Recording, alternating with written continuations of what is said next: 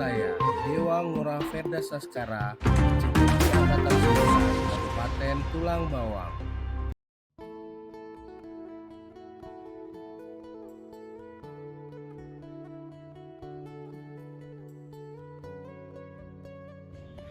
Assalamualaikum Pak Eko, bagaimana kabarnya hari ini? Salam Pak Dewa. Hari ini alhamdulillah baik, sehat Pak Dewa.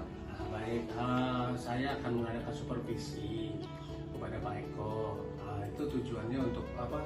Selain berbagi ilmu yang saya dapatkan dari pendidikan guru penggerak, saya juga ingin melihat sebagai pengembangan kompetensi juga buat kita, gitu Pak Eko. Pak Eko itu materi apa yang akan Pak Eko bawakan di kelas nanti? Untuk materi Pak Dewa, nanti saya akan sampaikan materi tentang beriman pada hari akhir. Akan sampaikan di kelas. Beriman pada hari akhir. Itu di kelas berapa Pak materinya itu Pak? Nanti akan saya sampaikan di kelas 9A Pak Dewa. 9A. Berarti di materi beriman pada hari akhir. Nah itu tujuan pembelajarannya itu seperti apa nanti Pak Eko? Untuk tujuan pembelajarannya Pak Dewa, yang pertama nanti peserta didik diharapkan dapat mengerti dalil yang melandasi terjadinya hari akhir. Itu ada di surat apa, ayat berapa seperti itu. Kemudian nanti akan ada pembagian dari hari akhir yang harus dipahami oleh peserta didik. Itu tujuan pembelajarannya ya, tujuan pembelajarannya. Baik, berarti dalam pelaksanaan pembelajaran nanti Bapak Eko akan melaksanakan tujuan pembelajaran tersebut. Kemudian ketika Pak Eko melaksanakan tujuan pembelajaran tersebut, ada nggak permasalahan nanti yang akan dihadapi di dalam kelas? Untuk permasalahan Pak Dewa, kemungkinan akan muncul adalah kurangnya konsentrasi dari peserta didik. Karena ini diakibatkan ada interaksi antara peserta didik saat proses belajar berlangsung. Baiklah Pak Eko ya, karena tujuan pembelajarannya seperti tadi itu ya Pak Eko sebutkan. Jadi nanti bagaimana tuh strategi Pak Eko dalam melaksanakan pembelajaran nanti? Untuk strategi saya Pak Dewa, yang pertama sebelum pembelajaran nanti akan sampaikan tujuan dari materi beriman dari akhir. Kemudian setelah sampai tujuan, saya nanti akan menyiapkan media dan strategi yang pas saat pembelajaran, dan yang terakhir adalah melakukan evaluasi. Untuk strateginya itu seperti apa strategi yang Bapak Eko maksudkan? Untuk strategi ini Pak Dewa, nanti biasanya kan di kelas pasti interaksi antar kelas itu antar siswa pasti berlangsung. Nah ini yang akan menyebabkan kurangnya konsentrasi dari peserta didik. Nah nanti rencananya saya akan melakukan ice breaking di tengah pembelajaran supaya dapat meningkatkan konsentrasi dari peserta didik. Nah itu permasalahan yang terjadi di dalam ya. Dengan strategi yang Bapak Eko lakukan itu ada permasalahan kurangnya konsentrasi. Dan Pak Eko akan mengatasi permasalahan tersebut dengan melakukan ice breaking. Itu bagus sekali Pak Eko. Nah setelah itu kemudian nanti apa yang bisa membuat Pak Eko itu bertanggung jawab atas pembelajaran, tercapainya tujuan pembelajaran di dalam kelas itu? Untuk tanggung jawab saya Pak Dewa, di sini saya akan lebih meningkatkan kompetensi saya sebagai seorang guru, dan juga nanti saya akan mencari berbagai referensi, strategi pembelajaran, dan juga sumber pembelajaran Pak Dewa. Baik dari segala, misalnya bisa dari PKM, PMM, dari internet dan segala macam. Pengembangan kompetensi diri. Nah, untuk pembagian sebagai pendalaman kompetensi diri yang akan Pak Eko lakukan itu contohnya seperti apa Pak Eko? Untuk contohnya Pak Dewa, nanti kedepannya saya akan mengikuti workshop, pelatihan, seminar-seminar yang berkaitan dengan strategi pembelajaran, dan juga bisa nanti saya akan menonton YouTube di mana sana banyak referensi yang bisa digunakan sebagai strategi pembelajaran yang bagus Pak Dewa. Nah mungkin itu saja ya untuk observasi ini. Nanti kapan waktunya nanti saya akan masuk ke kelas Pak Eko. Kita akan lihat proses pembelajarannya seperti apa. Baru nanti setelah itu kita bicara lagi setelah pembelajarannya berlangsung. Apa kira-kira yang masih perlu diperbaiki, apa yang kira-kira masih perlu dilaksanakan oleh Pak Eko supaya tujuan pembelajaran itu bisa tercapai. Itu saja mungkin dari saya Pak Eko ya. Terima kasih. Saya pamit dulu. Mudah-mudahan kita bisa selamat sampai ke tujuan nanti ya. Baik, terima kasih Pak Dewa. Waalaikumsalam warahmatullahi wabarakatuh.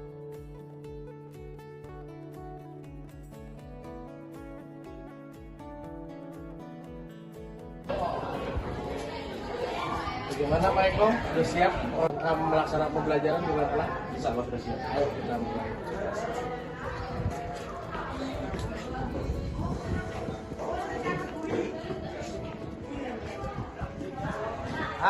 Mulai,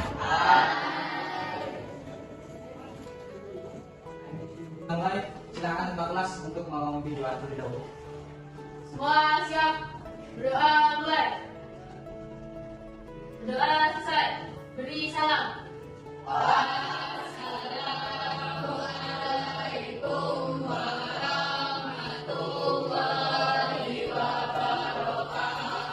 Waalaikumsalam warahmatullahi wabarakatuh. Oke, bagaimana kabarnya hari ini? Baik semua ya? Sudah aman? Sudah mulai, sekarang saya yang absen terlebih dahulu. Ada yang ditanya hari ini? Oke, teman semua. Sebelum kita lanjutkan, saya ingin sedikit mengulas materi yang sebelumnya, yaitu tentang materi beriman kepada pada pertemuan kemarin. Kita sudah membahas tentang pengertian dari hari akhir. Itu termasuk dalam tujuan belajar kita. Yang pertama adalah peserta didik mendeskripsikan pengertian umat kepada hari akhir dengan benar. Ada yang masih ingat apa pengertian dari beriman pada hari akhir?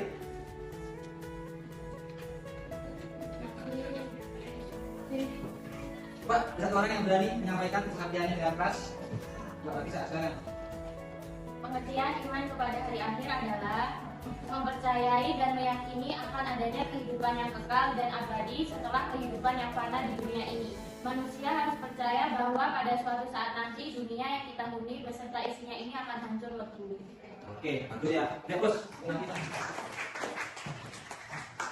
jadi ingat ya materi yang kemarin. Nah hari ini kita akan lanjutkan materi kita, yaitu tujuannya yang pertama adalah peserta didik dapat menunjukkan dalil iman pada hari akhir, dan yang kedua peserta didik menyebutkan macam-macam kiamat dengan benar. Dan yang ketiga nanti adalah peserta didik dapat menjelaskan proses kejadian kiamat dengan benar. Jadi itu ada kiamat kubro, ada kiamat kubro.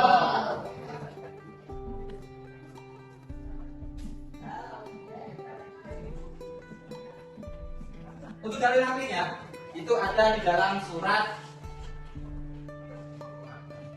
Oke, jadi kalian ini kan sudah dibagi dalam kelompok-kelompok. Jadi nanti saya bagi kelompok 1, ujung kelompok 2, kelompok 3, kelompok 4 dan kelompok 5. Dan masing-masing akan menggarap materinya sendiri-sendiri.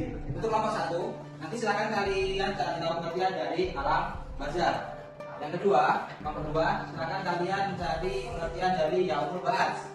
Kelompok 3, kalian cari pengertian dari yaumul masyar. Dan yang kelompok 4, silakan kalian cari pengertian dari yaumul hisab atau mizan. Dan yang terakhir, kelompok 5, silakan cari pengertian dari surga dan neraka. Saya beri waktu 1 menit. Silakan kalian cari pengertian dari masing-masing yang kalian dapat tugasnya dari sumber belajar yang saya berikan.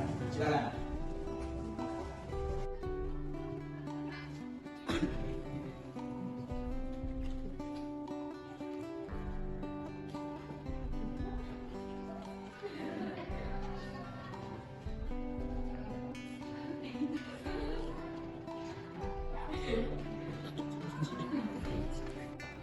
Baik, akhirnya sudah habis. Jadi sekarang waktunya untuk masing-masing kelompok untuk menyampaikan hasil dari diskusinya tentang tugas yang diberikan.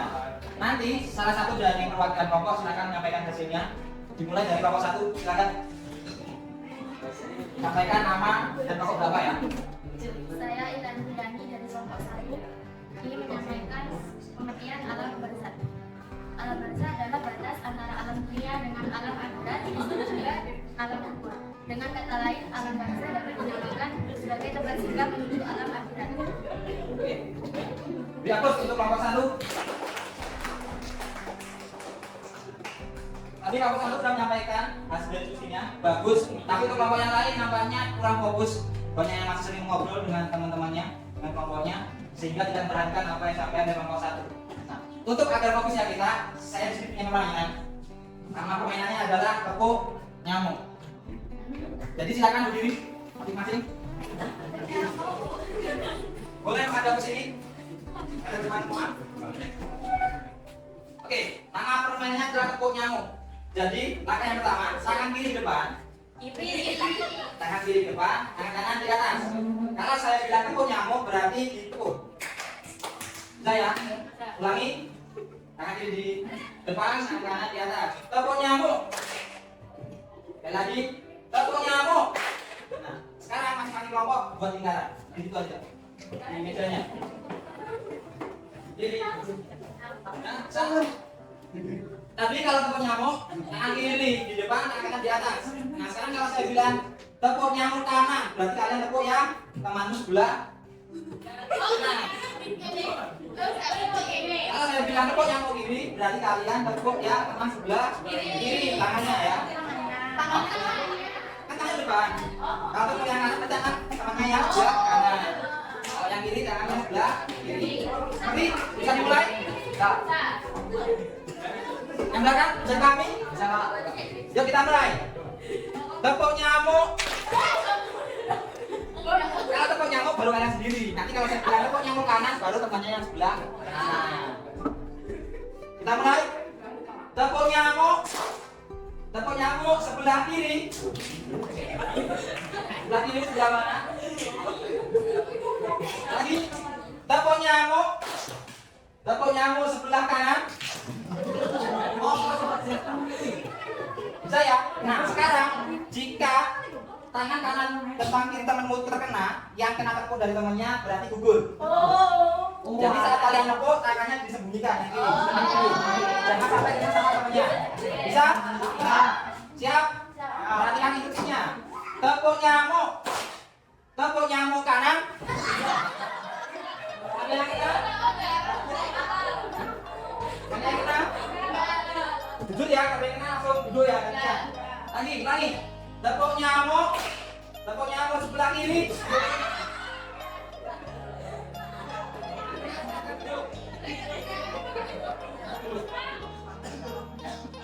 Oke, silakan dulu kembali. Ya, terus. Lihat kalau kita semua. Jadi tujuan dari tadi adalah untuk melatih konsentrasi. Saat instruksi yang diberikan, sudah tangan kanan, tangan kiri, kalian harus fokus. Kalau tidak fokus, maka yang ada kalian akan terkena oleh temannya dan akan gugur. Oke, itu sedikit teknik kita untuk melatih fokus kalian. Selanjutnya, silakan untuk kelompok 2 untuk menyampaikan hasil instruksinya. Silakan perwakilan satu orang. Silakan siapa yang mewakili pengertian dari Yaumul Ba'ats. Kalau boleh, Abjar, silakan Abjar. Berdiri, Jar.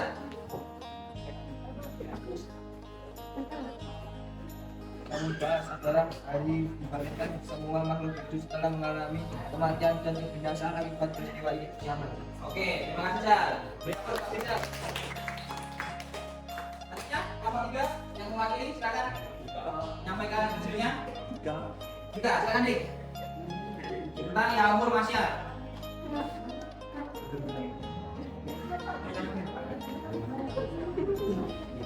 Yaumul Masyar berarti hari tempat berkumpulnya semua makhluk hidup termasuk manusia. Di tempat itulah manusia merasa sangat berat dan lama merintih lama pengadilan dari Allah. Itu selama 40 tahun di akhirat, kemudian baru dihisab. Sementara jarak matahari sangat dekat jaraknya, disitulah tempat tak ada yang bisa menolong kecuali hanya amal ibadah. Oke, terima kasih untuk kelompok 3 dan juga Riapun. Oke, selanjutnya kita masuk sesi tanya jawab. Jadi silakan untuk kelompok yang ingin bertanya terhadap kelompok lain, saya silakan. Ada yang bertanya? Oh ya, silakan. Dari kelompok 1. Ini tanya kelompok berapa? Kelompok 2, silakan pertanyaannya. Perkenalkan, nama saya Nafisa Ramadhani dari kelompok 1 ingin bertanya ke kelompok 2. Apa ayat Al-Quran yang menjelaskan tentang Yaumul Ba'ats? Terima kasih untuk pertanyaannya. Kelompok 2. Silakan langsung jawab pertanyaannya. Boleh diwakili satu orang. Ya, Abdul, silakan jawab. Quran surah Al-Nahl ayat 16. Baik, masing-masing kelompok sudah menyampaikan hasil diskusinya. Sekarang kita memasuki sesi tanya jawab. Silakan untuk kelompok yang ingin bertanya, saya persilakan. Baik, kelompok 3, silakan. Pertanyaannya tujukan untuk kelompok berapa? Saya perwakilan dari kelompok 3 ingin memberikan pertanyaan kepada kelompok 5. Sebutkan satu ayat tentang nikmatnya surga. Baik, terima kasih pertanyaannya dari kelompok 3. Kelompok 5 bisa langsung menjawab? Silakan. Quran surah Al-Imran Al-Baqarah ke-82 ayat 13 yang berbunyi Innal abrara fi na'im, yang artinya sesungguhnya orang-orang yang berbakti benar-benar berada dalam surga yang penuh nikmat. Itu kelompok 3, jawaban dari kelompok 5 bagaimana? Cukup? Baik, kalau cukup, jadi tadi materi kita hari ini yaitu tentang beriman pada hari akhir dari materi kemarin, yaitu gambaran kehidupan hari akhir. Yang pertama ada yaumul barzah. Yang kedua ada yaumul ba'ats. Dan yang ketiga ada yang keempat ada yaumul mizan. Dan yang terakhir adalah akhir dari kehidupan kita, yaitu antara surga dan neraka. Mudah-mudahan kita semua dapat memahami materi yang disampaikan hari ini dan bisa bermanfaat kita semua. Selanjutnya saya mohon maaf antara kita tutup hari ini. Saya ini wassalamualaikum warahmatullahi wabarakatuh.